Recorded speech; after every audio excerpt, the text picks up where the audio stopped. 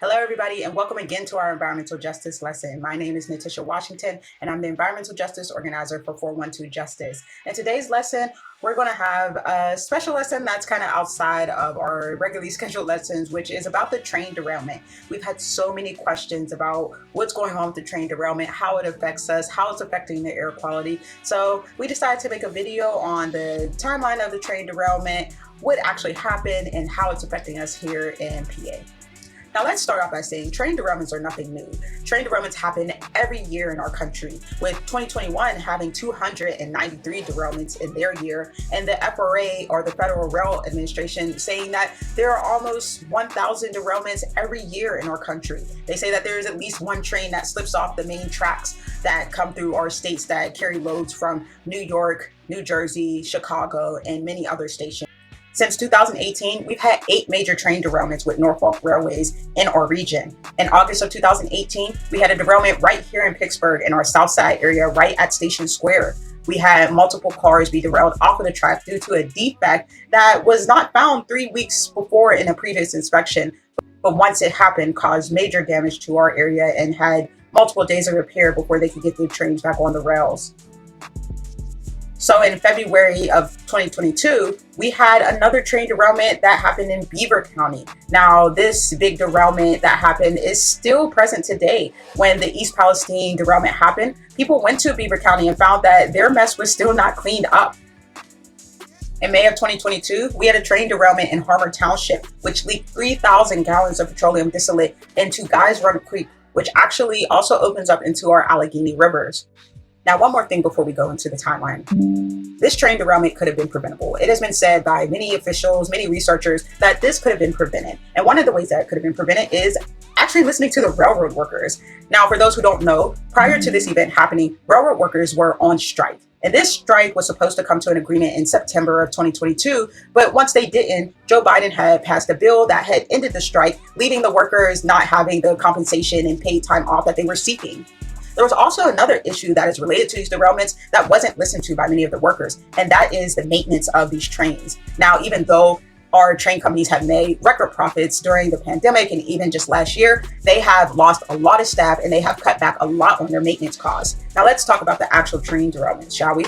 So, as many people know, the train derailment happened February 3rd around 9 p.m. in East Palenstine, Ohio. This caused 53 of 150 train cars to derail off of the track, where 11 of them were filled with hazardous materials.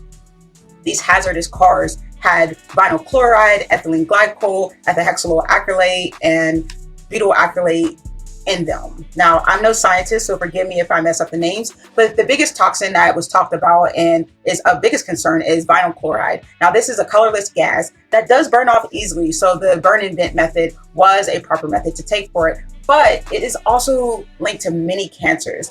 Vinyl chloride is linked to cancers that are in the liver, brain, lungs, and blood.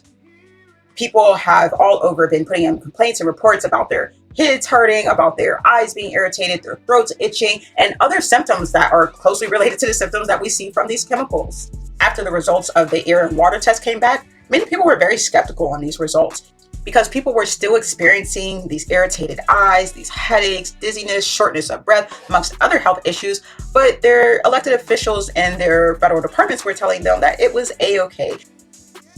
Later on the next day, the National Transportation Safety Board started to do their investigation on this site, sending drones into the air to capture footage of what the derailment damage actually was. By February 5th, the governor of Ohio issued an urgent evacuation notice because they wanted to vent off and burn the vinyl chloride that was in some of the cars in order to stop the smoke and make sure that the fire was not going to combust the rest of the materials that were in these trains.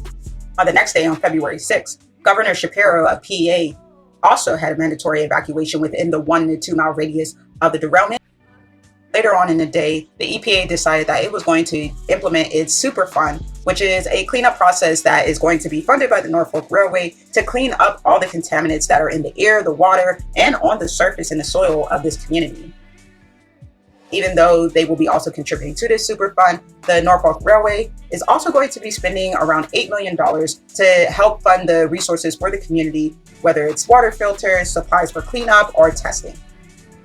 On February 14th, Governor Josh Shapiro stated in a letter that he was going to hold Norfolk Railways accountable. So he teamed up with the PA Department of Environmental Protection to do their own independent water study. They did also do an independent study at the Ohio EPA, but they didn't do a surface level test. So they do not know what pollutants are in the soil that will transfer down to our surface level water. Senator Sherrod Brown and J.D. Vance requested that the EPA in Ohio did a test for dioxins. Now, dioxins weren't mostly talked about when it came to the initial reports, but it is a highly toxic chemical that can cause much harm to residents and was not sampled or monitored during this time.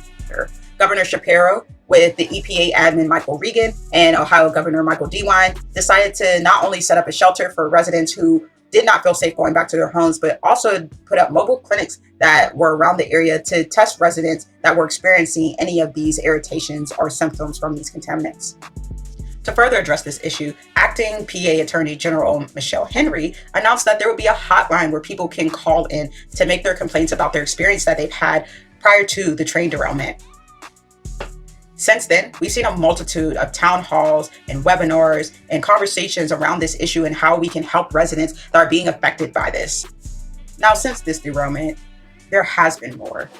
Just a couple days later, we had a derailment in Michigan, Florida, and even a couple days ago, had another derailment that was in Ohio again with Norfolk.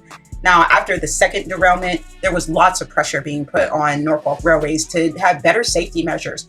A lot of the elected officials have been working on a bipartisan bill to ensure that rail companies are putting in proper safety measures. Even though we do need more safety regulations to protect our railroad workers as well as the passengers and people that live within the communities that they go through, but we need to have better cleanup, safety, hazard, evacuation plans as well for communities that live within these derailment blast zones. There's so many across our region and across the nation that in any second can be just like East Palenstine. And we do not have measures in place to protect these residents from the harms that come from these derailments. The Breathe Project, which consists of 50 different nonprofits that advocate for clean air, stated that there's 176,000 Pittsburghers that live within a derailment blast area, and 74% of them are environmental justice communities. Now, if you don't know what environmental justice communities is, please check out our environmental justice video that is linked below and at the end of this video. As I mentioned earlier in this video, this is a $2 billion a day industry that feeds our economy of trade. It feeds all of our consumer needs. It feeds our transportation needs. And it's something that is pretty consistently required within our community. But there are better and more sustainable ways for us to do this. And we need to start moving towards a cleaner future of having our trains either electric or having them run on renewable energy so that we can keep our transport, we can keep our economy, but we are not threatening the health of our environment and our residents. This doesn't just affect some of us, this affects all of us, and we hope to work together with you all to improve this soon. So come back to us next time for our next environmental lesson where we will talk about actual environmental pollutants. So we're going to go over what these air pollutants are, what their names are, how they affect your health, and many more. So join us next time and make sure that you support the residents with the links below. Thank you again and have a good night, everybody.